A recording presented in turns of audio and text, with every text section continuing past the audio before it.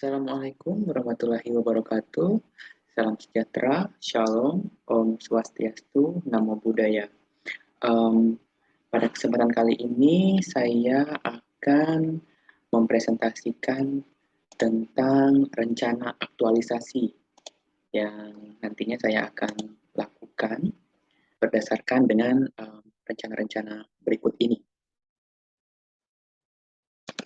Rancang aktualisasi yang saya ajukan berjudul Rancang Bangun Jurnal Social Science Quarterly, di mana ini adalah jurnal Fakultas Ilmu Sosial dan Ilmu Politik Universitas Maritim Raja Ali Haji. Saya pertama-tama ingin memperkenalkan diri terlebih dahulu. Perkenalkan, nama saya Nikodemus Niko. Saya peserta pelatihan dasar calon pegawai negeri sipil gelombang 2 angkatan ke-11.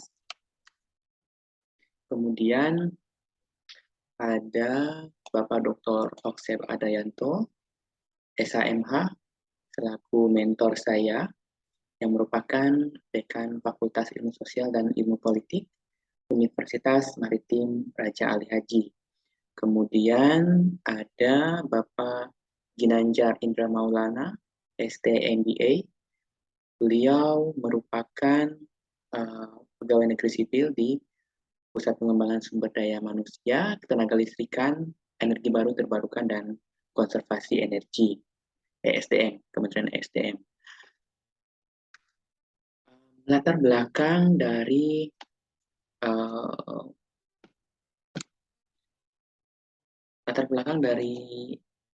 rancang bangun ini berawal dari pelatihan di Klasar CPNS 2022, di mana pelatihan CPNS ini merupakan pendidikan atau pelatihan ya dalam masa prajabatan yang pada dasarnya dilakukan secara terintegrasi dalam rangka membangun yang pertama integritas moral, kemudian yang kedua kejujuran, kemudian semangat serta motivasi nasionalisme dan kebangsaan untuk para calon pegawai negeri sipil. Kemudian juga kita dipandu untuk menjadi karakter kepribadian yang unggul, kemudian bertanggung jawab, dan memperkuat profesionalisme serta kompetensi di bidangnya gitu ya. Dan ini berdasarkan Undang-Undang Nomor 5 Tahun 2014 tentang aparatur sipil negara. Kemudian pelatihan CPNS sendiri bertujuan untuk mengembangkan kompetensi calon pegawai negeri sipil ya yang pada umumnya dilakukan secara terintegrasi. Nah, kemampuan kompetensi ini diukur dengan menunjukkan sikap perilaku bela negara, kemudian mengaktualisasikan nilai-nilai dasar PNS dalam pelaksanaan tugas dan jabatan, kemudian mengaktualisasikan kedudukan dan peran PNS dalam kerangka NKRI, dan juga menunjukkan penguasaan kompetensi teknis yang dibutuhkan sesuai dengan bidang atau sesuai dengan penempatan. Kemudian mengenai gambaran umum organisasi di mana saya ditempatkan, yaitu di Universitas Maritim Raja Ali Haji, di mana Umrah ini sendiri adalah lembaga pendidikan tinggi dan pusat kegiatan ilmu pengetahuan, teknologi, seni, dan budaya maritim yang mengemban misi menyelenggarakan pendidikan, penelitian, dan pengabdian kepada masyarakat. Kemudian Umrah sendiri memiliki misi yaitu menjadi pusat kecemerlangan pendidikan tinggi, riset, mari sosiopreneur, Marine Sociopreneurship, dan Tamadun Maritim di Asia Tenggara atau ASEAN. Kemudian visi ini diturunkan menjadi misi ya, yang nantinya akan ditempuh gitu ya untuk mencapai misi ini. Menyelenggarakan pendidikan bidang sains dan teknologi, sosial humaniora dan budaya berbasis kemaritiman yang memiliki keunggulan di tingkat nasional dan regional. Dalam hal ini adalah Asia Tenggara. Kemudian mengembangkan ilmu pengetahuan dan teknologi yang relevan dan selaras dengan agenda kelitbangan daerah, riset nasional, dan regional yang tentu saja bercirikan kemaritiman. Kemudian yang ketiga, menyebarluaskan hasil riset inovasi dalam kegiatan pengabdian masyarakat bersama dengan stakeholder dan shareholder. Kemudian yang terakhir, mengembangkan mari sociopreneur dan venture untuk meningkatkan kesejahteraan dan kehidupan sosial masyarakat pesisir di pulau-pulau kecil. Kemudian identifikasi isu di unit kerja saya sendiri berdasarkan inventarisasi yang saya lakukan dapat dijabarkan terdapat 3 inventarisir isu. Yang pertama yaitu minimnya riset mahasiswa dan dosen yang diterbitkan pada jurnal berindeks tinggi pada penerbit jurnal umrah. Kemudian peta klaster riset dosen yang pada dasarnya belum terpetakan secara apa namanya, klaster risetnya belum terpetakan secara sistematis begitu. Kemudian yang ketiga adalah kolaborasi riset. Jadi belum terbangunnya budaya kolaborasi riset antar fakultas maupun antar program studi gitu ya. Dan saya melihat sendiri bahwa data yang saya inventarisir mengenai jurnal ilmiah yang ada di Universitas Maritim Raja Ali Haji, di mana jurnal dengan skop sains dan teknologi jumlahnya masih di atas ya, masih unggul dibandingkan dengan bidang-bidang lainnya seperti skop sosial humaniora dan jurnal pengabdian serta jurnal lainnya. Lainnya ini seperti misalnya jurnal pendidikan gitu ya, atau jurnal gender dan anak gitu. Jadi ada jurnal-jurnal lainnya yang di luar skop sosial humaniora dan pengabdian. Kemudian di sini juga terdapat foto jurnal ilmiah unggulan di Umrah. Dan saya merumuskan ketiga isu tadi dalam bentuk apa namanya, APKL. Jadi terdapat beberapa tiga isu ini yang saya apa namanya, petakan dengan angka, di mana keterangan angka 1 sampai dengan 5 dari sangat tidak memuaskan, sangat tidak penting maksudnya, sampai dengan sangat penting gitu.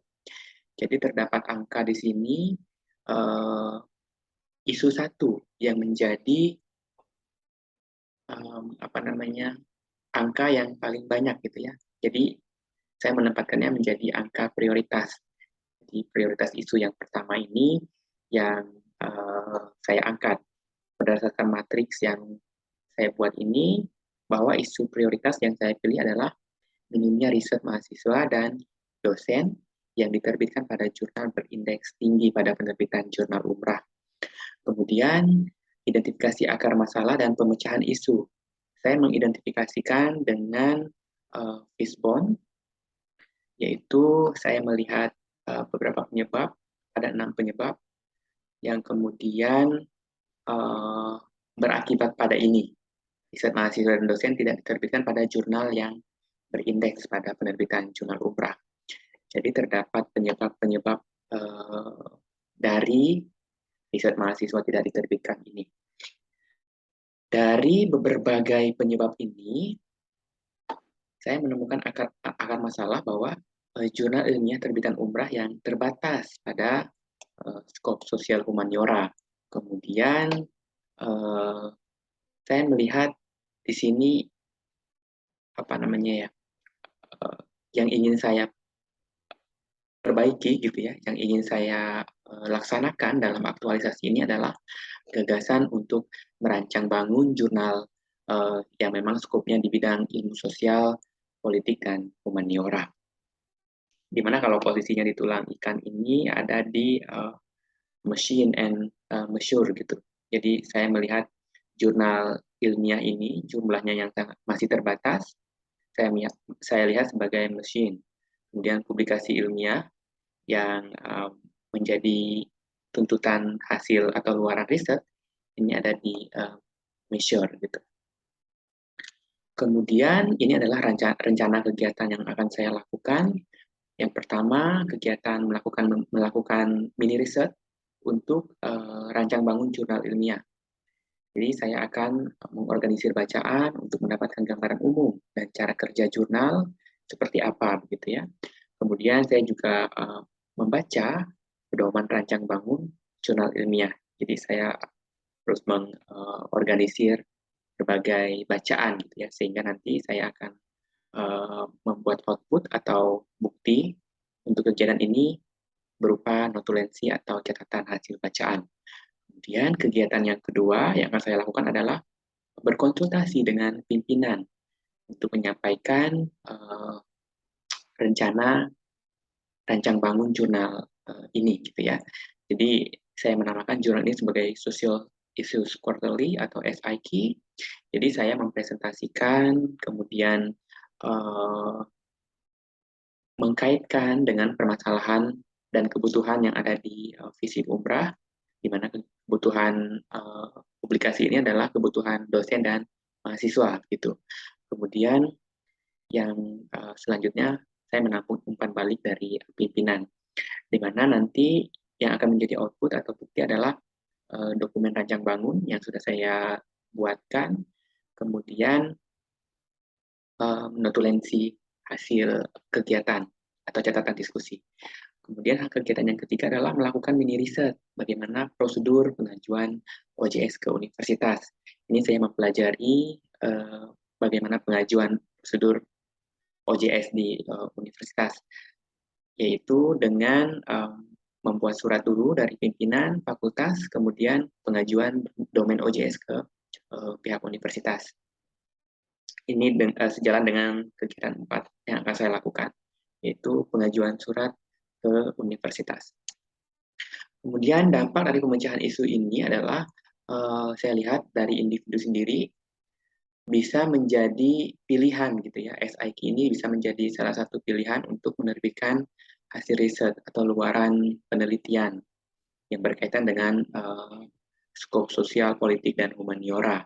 Kemudian juga bagi unit kerja atau organisasi bisa membantu meningkatkan jumlah publikasi, dan ini linear dengan peningkatan jumlah lulusan juga di FISIP ya, karena di FISIP untuk lulus dari kampus mereka harus menulis di jurnal gitu ya, dan tentu saja mendongkrak jaminan mutu fakultas dengan adanya terbitan berkala.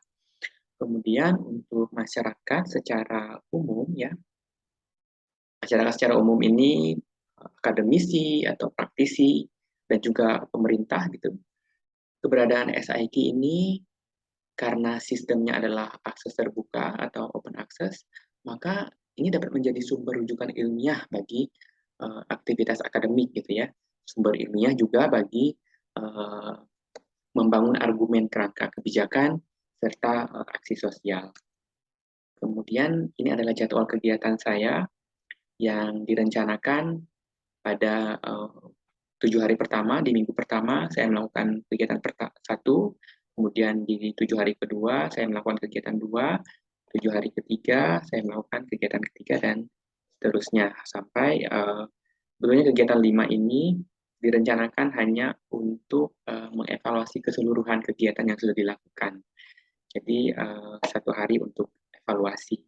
Kemudian milestone yang nanti saya ingin capai dari kegiatan aktualisasi ini adalah di 7 hari pertama saya sudah membuat draft awal rancang bangun jurnal SIK. Kemudian di minggu kedua saya sudah dapat mempresentasikan draftnya sudah dibuat dan dipresentasikan kepada para pihak, di mana ada pimpinan di sana, unsur pimpinan di sana. Kemudian di 7 hari ke depan gitu ya, di minggu ketiga, dokumen rancang bangun sudah oke, disetujui oleh pimpinan, dan pengajuan di minggu keempat, di 7 hari keempat, pengajuan domain OJS di universitas gitu ya.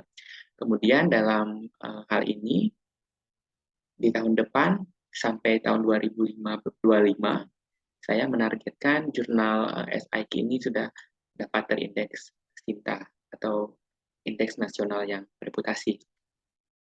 Kemudian pemetaan potensi kendala dan strategi penyelesaian, saya melihat bahwa saya sendiri memiliki keterbatasan akses dalam hal bacaan ya mengenai rancang bangun, tapi saya dapat melakukan strategi untuk mengatasi ini dengan berdiskusi bersama kolega dan mendapatkan masukan dari pimpinan. Kemudian dari stakeholder pimpinan, ini mungkin pengajuan surat ke fakultas yang akan memakan waktu gitu ya, memakan waktu. Kemudian saya mengambil inisiatif atau kendala strategi yang saya lakukan adalah pengajuan registrasi surat ke pimpinan dapat dilakukan lebih awal gitu. Kemudian IT universitas ini di mana kita mengajukan domain OJS nantinya gitu ya. Jadi mungkin saja akan terkendala di pengajuan karena mungkin kebutuhan surat gitu ya dari pengajuan hingga ke penerbitan domain gitu. Nah, strategi yang saya lakukan adalah memasukkan surat pengajuan ini lebih awal.